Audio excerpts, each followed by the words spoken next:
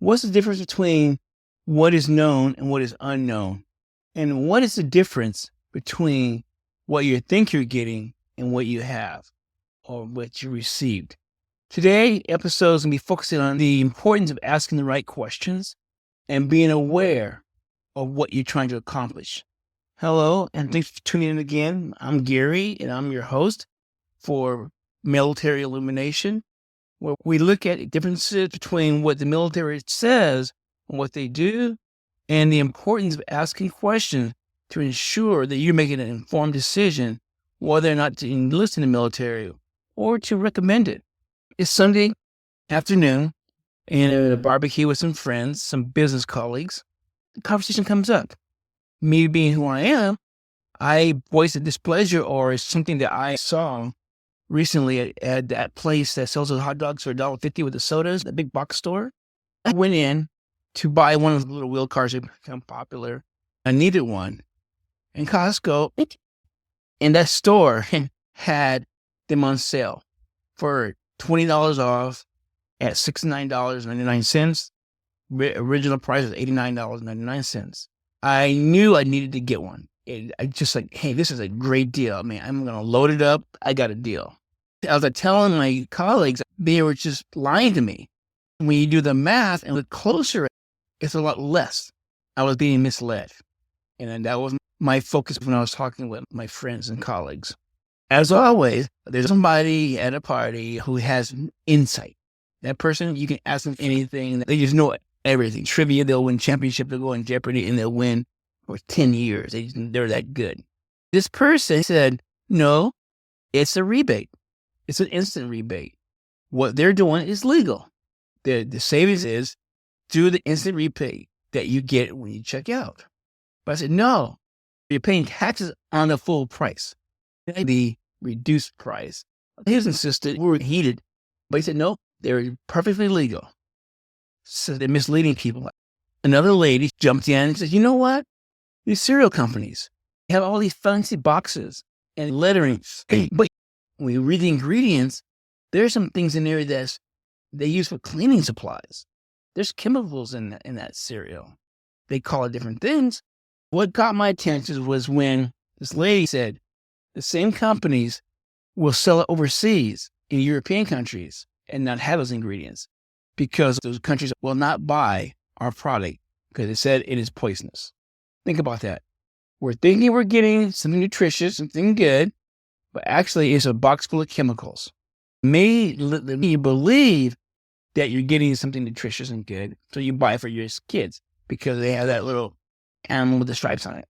They're making you believe that you're getting a good deal because it's an instant rebate. Instantly $20 off. So you take your happy little self up to the counter, you pay for it, and you think you got a deal. But when you stop and ask the question, is this a good deal? I ran the math. I realized that savings actually was only like $6, $7. Do I really need to buy this product now? No, I don't need to buy it because it's not a good deal. I realized that if I bought it full price at $89, they add their tax on it, it's going to come out to about $90 some. Now you take that $20 off, that's the savings. So they say it's $98. You take away $20 off it, you take away $20 off of that, and that's your savings. It's $75 roughly. That's the savings. That's a straight up savings to me. So what's in it for Costco? Volume. They're getting a great deal and they're giving volume. So they're actually going to make a major profit because now they're able to get it a lot cheaper. They win. The cereal companies, they're able to sell a lot more cereal, keep people coming back more because of the chemicals inside of it, sell it for a lot cheaper. Yes, they're going to make more money. Because even if they sell it overseas at a higher cost, it will cost them more to sell it over there. It's obviously being offset by the cheaper American prices and services and goods here. We're being deceived. You look at a burger on TV, and the one you get when you go to that store, it's a shadow of what you thought you were getting. But we got it. So now let's look at the military. What is the eye candy for the military? The eye candy for the military, the one they get your attention one, is free college. Yes, we'll pay for your college. Free medical, free dental. You can retire at 20. With 20 years, you can retire. Yes, that's all that eye candy is. But it's never as good as it seems. When you actually do the math and you actually look at everything, you realize what you think you're getting when you join the military, you're not. Let's look at these three things. Let's look at some of the benefits. Let's look at the retirement. When we say retire, we're already thinking about what civilians think at retirement. So what's the catch? It can't be all that good. If that's the case, everybody would be coming in the military. The catch would be, the question you ask yourself, what happens at 20 years? Will I be able to collect unemployment? What's going to happen at 20 years? Now you're about 38 years old, 20 years. No responsibility, no family, spending money on cards and showgirls or booze. Along the way, you pick up a wife. You pick up some kids. You pick up some debt. Not just a little debt, but a lot of debt.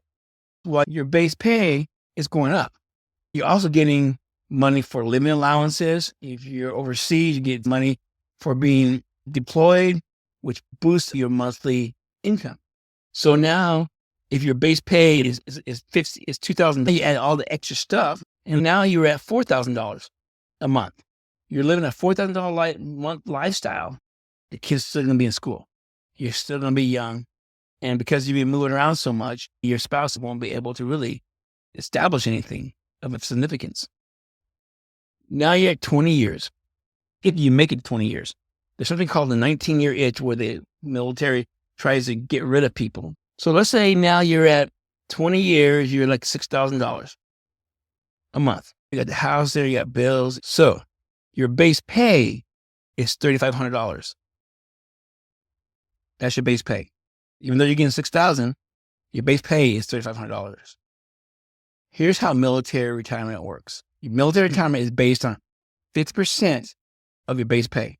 If you get medical discharge, that's a whole different monster. You can get more back, but you're probably all broken up too. At $3,500, half of that is your retirement.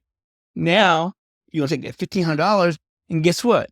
Your government's going to take back taxes on that. Yes, you pay taxes on that. Now they're taking taxes out of that.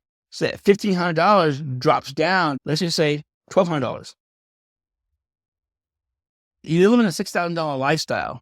Now you're down at $1,200. It really depends on the rank you get. But it doesn't matter because more money means more debt. So now you get $1,200. Let's say you got a house payment. It's going to be about $2,000 a month. Where did that money go to? Well, you probably got a car too, right? You probably got car insurance. Just your housing alone, you will not be able to life of a retired person. If a person was smart enough, they can manage something, put something together. But that's not the case with most people in the military. Because life happens, the economy happens, cost of living goes up. So the military retirement in 20 years is just another way to stop one job and work another job. But they're led you to believe that, yeah, you can retire at 20 years. All you're really doing is finding another job in 20 years if you make it there. The difference is knowing the difference between civilian life and the military life. The difference is realizing and understanding that in the military is 180 degrees different than civilian. The sooner you understand the Ferris Doctrine and how it affects you in the military, the sooner you'll be able to understand what you're dealing with. Once you understand that through the Ferris Doctrine, you have no control over your life and you still want to serve, then go for it. Understanding the difference is what's going to help you make a decision based on what you're looking for, not what the government's looking for. All the government wants to do is put people in the military. Serving. If it ever came down to the point where we had to defend this country, there will be lines for miles of people trying to get in. You would not have a shortage. As long as you're going abroad and policing internationally, there's always going to be a need to supplement personnel. Like in most countries, it's mandatory 2 years. I think that's a great thing. Then you can open up every door and show everything. There's no more deception. But as long as you're trying to make the military seem like an ordinary career and not looking at the difference, I believe you're deceiving people. But the government is deceiving people. Council is deceiving young men and women.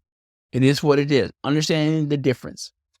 Sales, they're happy. Their shareholders are making money. The military, understanding the difference and asking the questions. Don't take their word for it. The best thing to do is understand what it is that you're trying to achieve.